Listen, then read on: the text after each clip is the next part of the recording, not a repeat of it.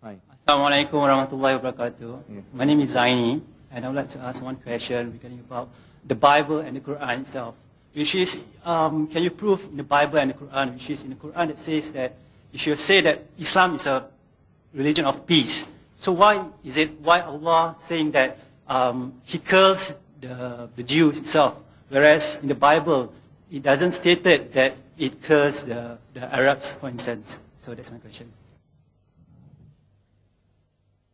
Brother asked a question that as compared to Quran and Bible, in the Quran, he says that Allah subhanahu wa ta'ala curses the Jews. And in the Bible, you don't find that God Almighty is cursing the Arabs. Brother, if you analyze and read the Quran, that suppose anyone makes a mistake, it's the duty of the teacher to correct that person. And if he's at fault, that person requires a scolding. So if you read the Quran in several places gives examples of the Jews. The Jews were the chosen people. Jews were the chosen people. If you analyze in the glorious Quran, 25 prophets are mentioned by name. Majority of them, most of them, they are Jewish prophets. Jewish prophets. You will find very few which are non-Jewish. So Jews were the chosen people of Allah subhanahu wa ta'ala. So Allah says, I have given you so much ni'mat, I have chosen you, yet you do not do the job. So Allah gives the answer. In Surah Muhammad, chapter 47, verse number 38, Allah says, وَإِن تَتَوَلَّوْا يَسْتَبْدِلْ قَوْمًا غَيْرَكُمْ ثُمَّ لَا يَكُنْ أَمْثَالَكُمْ. If you do not do the job, Allah will substitute in your place another people. ثُمَّ لَا يَكُنْ أَمْثَالَكُم. And they will not be like you. So Allah says, the Jews were the chosen people. They didn't do the job. Allah said, you go out and bring the other people. Now, the Arabs were looked down by the Jews. The Jews looked down the Arabs. These people, these ignorant people, what will they tell us something? What's the use of telling them about the religion? So Allah says, those who you look down upon, Allah makes those people to sit on your head. And the Arabs, which are ignorant people, Allah by the revelation of the Quran made them the torchbearers. So, those who do not follow the instruction, Allah says, don't be like them.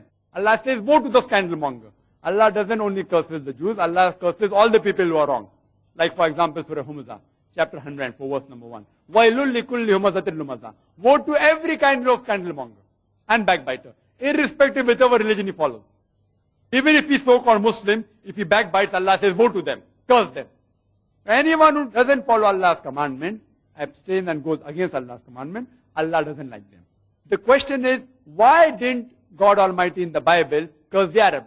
Because when the Injil was being revealed, Injil is the Wahi which was given to Isa alayhi salam, and Torah is the Wahi which we believe, which was given to Musa alayhi salam. The present Bible is not the Torah or the Injil which we believe in.